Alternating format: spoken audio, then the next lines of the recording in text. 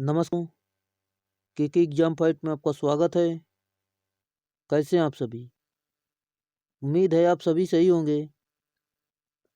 दोस्तों, आज मैं कंडक्टर, सेमीकंडक्टर यानी इंसुलेटर यानी चालक, अर्धचालक, अचालक से कुछ महत्वपूर्ण प्रश्न लेकर आया हूँ, जो कि यूथ कंपटीशन के बुक से लिए गए हैं। दोस्तों, हमने 140 प्रश्न कर लिए पिछले सीरीज में।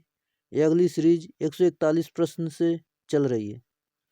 दोस्तों, ये आने वाले कंपटीशन एग्ज़ाम यानी NPCIL, NFL और ISRO, DRDO, UPPCL, TG2, UPR, VNL किसी भी एग्ज़ाम के लिए ये अति महत्वपूर्ण प्रश्न हैं। दोस्तों, यहाँ से अधिकतर क्वेश्चन बनते ही बनते हैं। चलिए दोस्तों, ज़्यादा टाइम ना लेते हुए इन प्रश्न को शुरू करते हैं। आज का हमारा पहला प्रश्न है, अतिचालक एक ऐसी वस्तु है जिसमें डैश डैश होती है। Right answer option number B, शून्य प्रतिरोधकता। अतिचालक एक ऐसी धातु है जिसमें शून्य प्रतिरोधकता होती है, जैसे कि पारा। अगला प्रश्न, किसी चालक सामग्री को गर्म करने की उसकी चालकता है। Right answer option number B, कम होती है। किसी चालक की सामग्री को गर्म करने पर उसकी चालकता घटती है यानी कम हो जाती है। अगला प्रश्न, दोस्तों अगला प्रश्न है, यदि एक चालक के तापक्रम को बढ़ा दिया जाए तो इसका प्रतिरोध होगा। राइट आंसर है ऑप्शन नंबर बी, बढ़ जाएगा।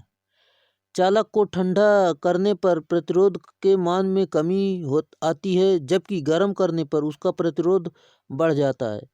चालक का प्रतिरोध ताप गुणांक धनात्मक होता है। अगला प्रश्न, दोस्तों अगला प्रश्न है, इंसुलेटिंग सामग्री का प्रतिरोध होता है।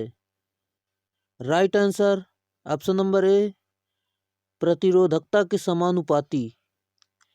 इंसुलेटिंग सामग्री का प्रतिरोध प्रतिरोधकता के समानुपाती होता है। अगला प्रश्न, दोस्तों अगला प्रश्न है, ऋणात्मक ताप गुणांक निम्नलिखित में से किसका होता है। राइट आंसर है ऑप्शन नंबर सी, विद्युत अपघट्य।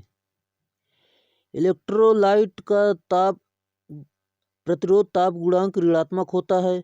जिनका प्रतिरोध ताप बढ़ाने पर घटता है उनका प्रतिरोध ताप गुणांक ऋणात्मक होता है।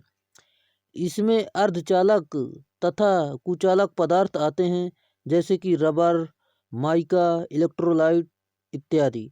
जिनका प्रतिरोध ताप बढ़ाने पर बढ़ता है उनका धनात्मक ताप गुणांक होता है। इसमें जैसे धातुएं आती हैं, चांदी, तांबा, पीतल, मरकरी आदि। अगला प्रश्न, निम्नलिखित में से कौन सा विद्युत का चालक नहीं है। Right answer option number D, plastic. चालक वह पदार्थ होता है जिसमें मुक्त इलेक्ट्रॉन उपस्थित होते हैं, तथा कुचालक वह पदार्थ होता है जिसमें मुक्त इलेक्ट्रॉनों की संख्या उपस्थित नहीं होती है। प्लास्टिक कुचालक पदार्थ है, चालक पदार्थ नहीं है।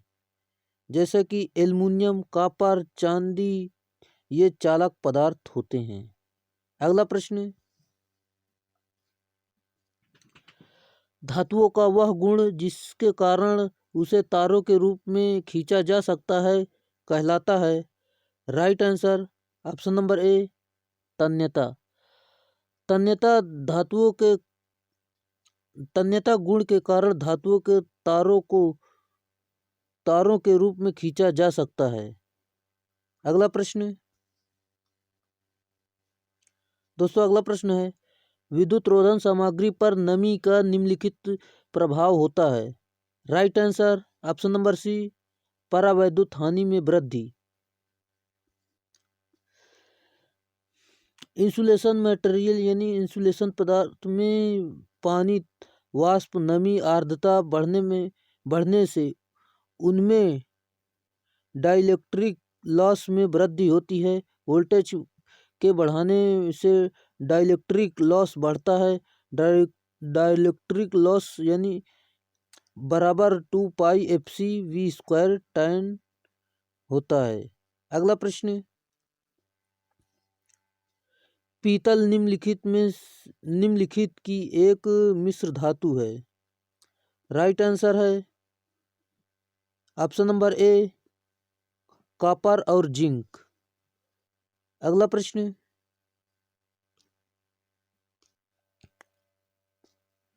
दोस्तों पीतल, कॉपर और जिंक की मिश्र धातु होती है। जैसे कि कॉपर 60 से 80% होता है और जिंक 40 से 20% होता है। अगला प्रश्न है, कुचालकों के लिए ऊर्जा बैंड अंतराल का आकार डैश इलेक्ट्रॉन वोल्ट परिसीमा में होता है। Right answer option number C, 303 से 6 इलेक्ट्रॉन वोल्ट। कुचालकों के लिए ऊर्जा बैंड अंतराल का आकार 3 से 6 इलेक्ट्रॉन वोल्ट परिसीमा में होता है। किसी बाह्य विद्युत क्षेत्र से क्रिस्टल को जितनी ऊर्जा दिया जाता है जिसमें कोई इलेक्ट्रॉन ऊर्जा प्राप्त करे तथा इस दरार को पार कर चालन पट्टी में पहुंच सके, जिसे कुचालक कहते हैं। हीरा एक कुचालक क्रिस्टल पदार्थ है। अगला प्रश्न है, आंतरिक अर्धचालक में रिक्तियों की गतिशीलता इलेक्ट्रॉनों की गतिशीलता से है डैश है। Right answer option number C, कम है। आंतरिक अर्धचालक में रिक्तियों की गतिशीलता इलेक्ट्रॉनों की गतिशीलता से कम है। वे पदार्थ जिनमें ऊर्जित दरार की चौड़ाई अपेक्षाकृत कम, लगभग 1 इलेक्ट्रॉन वोल्ट होती है, अतिरिक्त अर्धचालक कहलाते हैं। आंतरिक अर्धचालक परम शून्य ताप 0 केल्विन पर विद्युत रोधी पदार्थ की तरह व्यवहार करते हैं। उदाहरण के लिए जर्मेनियम तथा सिलिकॉन आदि। अगला प्रश्न, दोस्तों अगला प्रश्न है, बाह्य अर्धचालकों हेतु फर्मी स्तर निर्भर करता है। Right answer option number D, दाता, तत्व, अशुद्धि, सांद्रण और ताप। बाह्य अर्धचालकों हेतु फर्मी स्तर दाता, तत्व, अशुद्धि, सांद्रण और ताप पर निर्भर करता है। इंट्रिंसिक अर्धचालक में Fermi level EF valency band तथा कंडक्शन बैंड में मध्य ऊर्जा गैप में पड़ता है, जबकि एन टाइप तथा पी टाइप अर्धचालकों में फर्मी लेवल पर निर्भर करता है। जैसा कि आप चित्र में देख रहे हैं, एन टाइप अर्धचालक में फर्मी और पी टाइप अर्धचालक में फर्मी स्तर। अगला प्रश्न,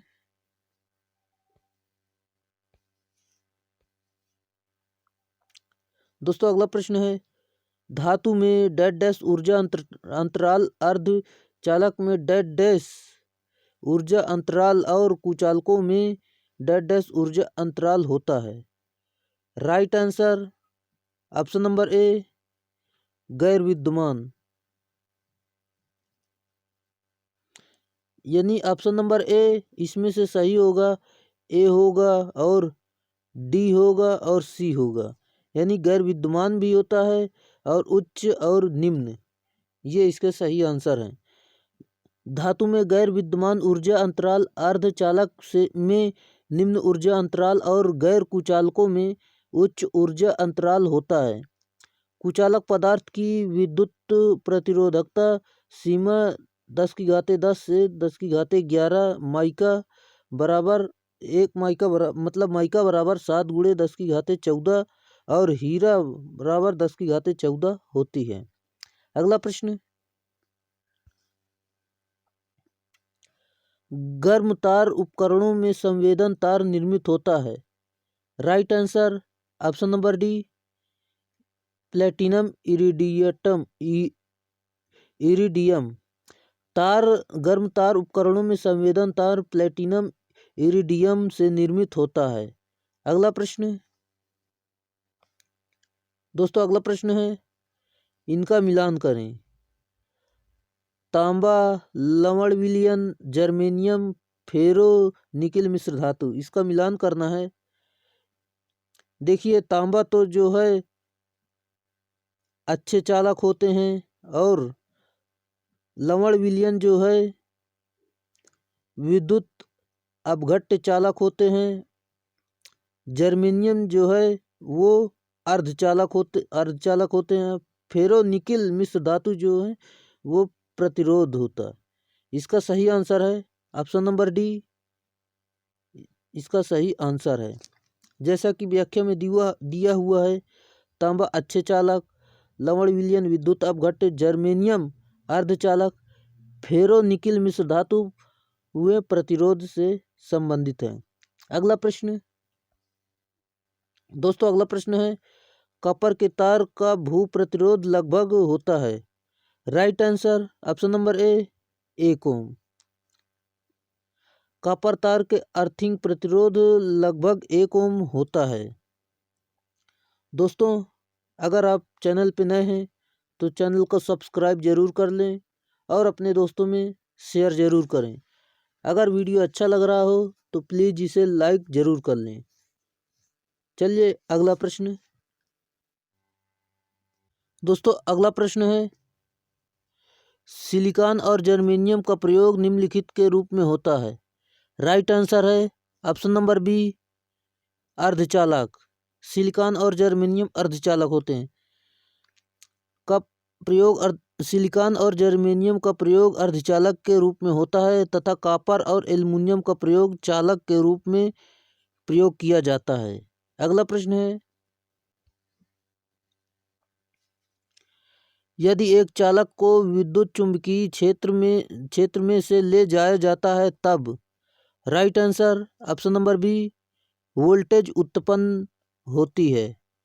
यदि एक चालक को विद्युत चुंबकीय क्षेत्र में से ले जाया जाता है तब फैराडे के विद्युत चुंबकीय प्रेरण नियम का वोल्टेज उत्पन्न होता है। अगला प्रश्न, एटॉमिक संरचना के अनुसार निम्न में से किसमें धनात्मक आवेश रहता है। Right answer option number B proton. परमाणु संरचना के अनुसार प्रोटॉन धनात्मक आवेश तथा इलेक्ट्रॉन ऋणात्मक आवेश रखता है। अगला प्रश्न, अच्छे कुचालक पदार्थ निम्न में से कौन सा गुण होना चाहिए। Right answer option number C उच्च भंजक ओल्टता। अच्छे कुचालक पदार्थ में से उच्च भंजक ओल्टता का गुण होना चाहिए। अच्छे अचालक के गुण हैं। पॉइंट नंबर 1, अचालक की परावैद्युत सामर्थ्य का मान उच्च होना चाहिए। पॉइंट नंबर 2, अचालक का प्रतिरोध यथासंभव उच्च होना चाहिए। अचालक पदार्थ ऊष्मा को विकिरित कर सकने योग्य होना चाहिए। पॉइंट नंबर 4, अचालक सुदृढ़ अर्थात मजबूत होना चाहिए। अगला प्रश्न है, विद्युत रोधन सामग्री निम्न में से कौन सी नहीं है। राइट आंसर है option number D nichrome. Nichrome विद्युत रोधी सामग्री नहीं है। अगला प्रश्न दोस्तों, अगला प्रश्न है, विद्युत का सबसे अच्छा चालक निम्न में से कौन सा है। राइट आंसर ऑप्शन नंबर ए चांदी। विद्युत का सबसे अच्छा चालक चांदी है। चालक की चालकता इस प्रकार होती है, चांदी की सबसे अधिक, फिर दूसरे नंबर पर कॉपर, तीसरे नंबर पर सोना और चौथे नंबर पर एल्युमिनियम होता है। अगला प्रश्न है, कुचालकों में ऊर्जा अंतराल होता है। राइट आंसर ऑप्शन नंबर ए उच्च होता है। अर्धचालक में ऊर्जा अंतराल निम्न होता है। चालकों में ऊर्जा अंतराल शून्य होता है। कुचालकों में एनर्जी गैप उच्च यानी 5 इलेक्ट्रॉन वोल्ट होता है। अर्धचालकों में एनर्जी गैप 1 इलेक्ट्रॉन वोल्ट से 5 इलेक्ट्रॉन वोल्ट होता है। अगला प्रश्न, अगर हम फास्फोरस को सिलिकॉन से मिला दें तो हम एक डैश डैश बनाने जा रहे हैं। Right answer option number C, प्रकार का अर्धचालक। अगर हम फास्फोरस को सिलिकॉन में मिला दें तो हमें एक एन प्रकार के अर्धचालक प्राप्त होता है। अगर हम जर्मेनियम को बोरान में मिला दें तो हमें एक पी प्रकार का अर्धचालक प्राप्त होता है। डायोड में पी तथा एन दोनों प्रकार के अर्धचालक पाए जाते हैं। अगला प्रश्न है दोस्तों, अगला प्रश्न है, यूरेका तारें सामान्यतः डैश डैश प्रयोग की जाती हैं। Right answer option number C, starter में। यूरेका तारें सामान्यतः स्टार्टर में प्रयोग की जाती हैं। कॉपर या एल्युमिनियम तारें सामान्यतः कुंडलन में प्रयोग की जाती हैं, जैसे कि नाइक्रोम तारें सामान्यतः हीटर में प्रयोग की जाती है। अर्थिंग में SWG GI तारें प्रयोग करते हैं। अगला प्रश्न है, उच्च वर्षा वाले क्षेत्रों में प्रयोग की जाने वाली तार डैश डैश होती है। राइट आंसर है option number C, lead sheath तार। उच्च वर्षा वाले क्षेत्रों में प्रयोग की जाने वाली तारें लेड शीथ तार प्रयोग की जाती है, जैसे कि PVC वायर 440 वोल्ट से 1000 किलो वोल्ट केबलों में प्रयोग किया जाता है। लचीला तार का प्रयोग घरों की वायरिंग में प्रयोग किया जाता है। अगला प्रश्न है, निम्नलिखित में से कौन सा सबसे अच्छा कुचालक है। राइट आंसर ऑप्शन नंबर ए, माइका। माइका सबसे अच्छा कुचालक होता है। अगला प्रश्न, विद्युत उपसाधनों के सिरे डैश डैश बने होते हैं। Right answer option number D, पीतल से। विद्युत उपसाधनों के लिए पीतल से बने होने चाहिए। अगला प्रश्न, गर्म करने पर चालकता का बढ़ना किसके मामले में होता है। Right answer option number D, semiconductor यानी अर्धचालक। गर्म करने पर चालकता का बढ़ना अर्धचालक में होता है। अर्धचालक का प्रतिरोध ताप गुणांक ऋणात्मक होता है। चालकों, अतिचालकों तथा धातुओं को गर्म करने पर चालकता घटती है। इनका प्रतिरोध ताप गुणांक धनात्मक होता है। अगला प्रश्न, स्पार्क प्लग में कौन सा विद्युतरोधी पदार्थ के रूप में प्रयुक्त होता है। राइट आंसर ऑप्शन नंबर ए, पोर्सिलीन। स्पार्क प्लग में विद्युतरोधी पदार्थ के रूप में पोर्सिलीन का उपयोग किया जाता है तथा यह विद्युत का कुचालक होता है। अगला प्रश्न है, विद्युत कार्य में निम्नलिखित में से कौन सा एक कुचालक के समान कार्य नहीं करता है। Right answer option number D, नर्म लोहा। जिसमें मुक्त इलेक्ट्रॉनों की संख्या बहुत ही कम होती है या नहीं होती है, कुचालक पदार्थ कहलाते हैं, जैसे कि एबोनाइट, अभ्रक, बैकेलाइट, लकड़ी इत्यादि। जिन पदार्थों में मुक्त इलेक्ट्रॉनों की संख्या अधिक होती है वे चालक पदार्थ कहलाते हैं, जैसे कि नर्म लोहा, चांदी, सोना, कॉपर इत्यादि। दोस्तों, अगर चैनल पे नए हैं तो चैनल को सब्सक्राइब जरूर कर लें। अगर वीडियो अच्छा लग रहा हो तो प्लीज़ लाइक ज़रूर कर दें और अपने दोस्तों में शेयर करना ना भूलें। चलिए अगला प्रश्न है,